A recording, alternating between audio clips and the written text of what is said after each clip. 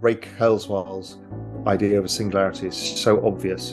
By the end of 2029, We will have AI AI. will be smarter than the generalized human being. Yeah. So a generalized AI is smarter than the general human being. Right now, it's much better at any human at any specific task, but not in general.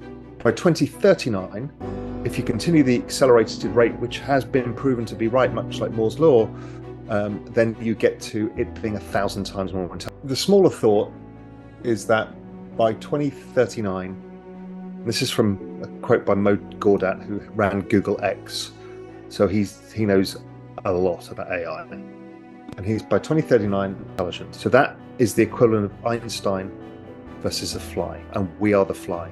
If you think of the difference between humans and apes, what is that difference? It's a magnitude of 50x, 20x, 10x, whatever, 1000x. Right, so we don't stand a chance. How do you feel about it? It is what it is. What happens if somebody figured this out a million years ago, and the way to populate planets is to start bacteria of different types that exist, and they know that they evolve, and then they eventually evolve this way, because this is what evolution goes to, because we then invent computers. When you look at human genomes, it's code. Humans are just code. The atomic structure is code. So these are things are codified. Core. I mean, everybody is like, okay, everything has changed. Society's changed. We don't even know what it means for education. We don't even know what it means to be a human in certain aspects anymore. The industries we thought wouldn't be disrupted, the creative industries, were disrupted first, right? So the scale of what is happening in AI and how fast that came, that was the fastest adoption of any product ever. 20 days, 0 to 11 million people. And if you listen to the CEO of Microsoft, he's saying the same thing. It's like, blockchain will have that. So why could we not have been planted by some other society? I mean, I don't know whether that's true or not, I don't really care. But the point being is humans have this human-centric view that we are everything. And here we are walking towards us being replaced by the next creature, which is the AI. And there's not a damn thing we can do about it. We've just seen this with AI. We knew it was coming. We all knew it was coming. And then it came in a way that shocked us to our do it and running an economy. That's just one of these things. So, you know, if you're an investment bank, every part of your borrowing and lending is toast. It's all gone, because it'll happen on a blockchain ledger, and you will be as an investment bank, you will be a wholesaler to that system, much like the option traders tend to be wholesalers into the, you know, listed option market, stuff like that. So I don't know if it's tomorrow or whether it's in 3 years, but if you wait too late, you will not be ready. Somebody else will eat your lunch. It's as simple as that moment when something happens. India's already testing blockchain CBDCs. Yeah.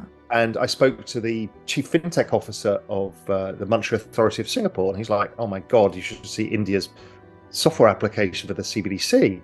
It's basically like cash. So I can just flick you a 50 rupee note and it goes to you. It's also private.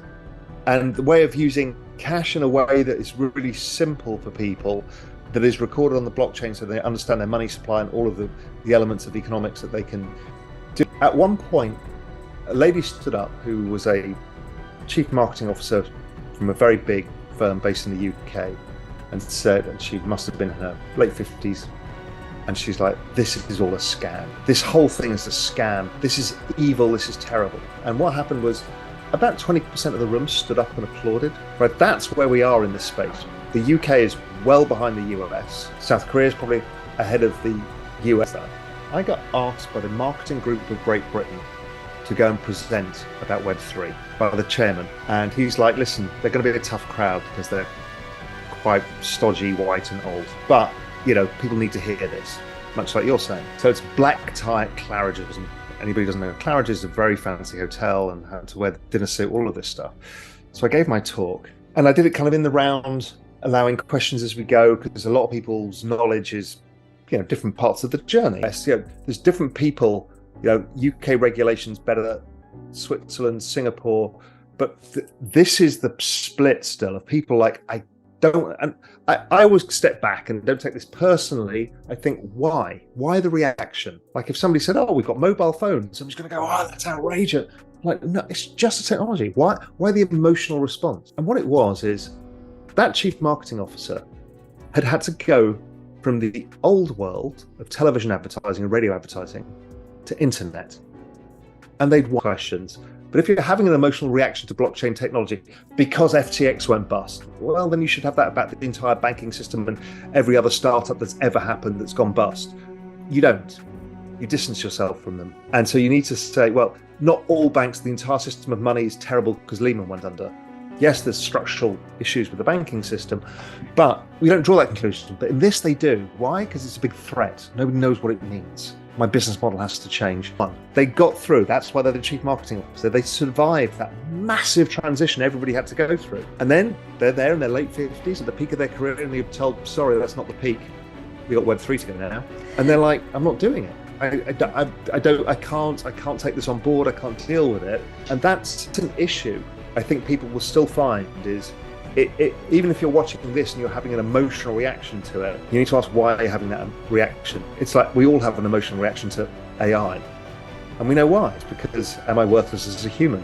You know, what is my sense of worth? And they're okay to ask these. Therefore, I can shout at the clouds or I can embrace it. My view is you always have to embrace your own disruption, because if not, you'll just be the angry bystander watching. So I'm going to stake my stuff if I can then. And particularly if I can do it myself, which might be a little more difficult to do, it's in my control. Nobody can default on me. It's in the smart contract and I'm going to get my money. So this is a very, very big innovation for what can be built on top of Ethereum. It's also a very, very important mechanism to what Ethereum has created, which is it now has this burning mechanism that is making it scarcer in supply. And we've seen that just coming off the bear market lows, the early stages of spring, the first shoots, the bloody thing went negative issuance already, deflationary. I'm like, and right now there's only 16% of all ETH is still circular. Yes, they consume less ETH. So it's a very interesting situation. So that's why I'm very, very bullish on ETH overall. I just think it's the most vibrant, deepest, broadest ecosystem with the most institutional style adoption, the most that people understand. And let's face it, there is only one money on the internet, and it's not Bitcoin. The money of the internet is Ethereum. It is the only ecosystem where we quote prices in a foreign currency. Now, what was hilarious today, there was a tweet out about the new Bitcoin NFTs, and they're like, they are 1 point whatever Bitcoin brackets X number of ETH. I found that hilarious because ETH is the money of the internet. Now, I don't think it's going to lose staked. And if you think of staked ETH as taken off the market that nobody can use for derivatives or anything else, right? So you can't create, financial products out of it. Well, all the other big ecosystems like Saylor and stuff have up to 40 to 60% staking. So let's assume Ethereum gets to 40%, 35%. So doubling at least of the number of people who've taken Ethereum out of supply. And imagine that's happening in the spring going to summer. There ain't any ETH. This is a problem. I think it may be such a problem in a bull market that it's either going to force massive upside volatility spikes that become kind of unmanageable. Or if it does drive up fees so much, then obviously it bleeds into the layer twos. But they too consume ETH. So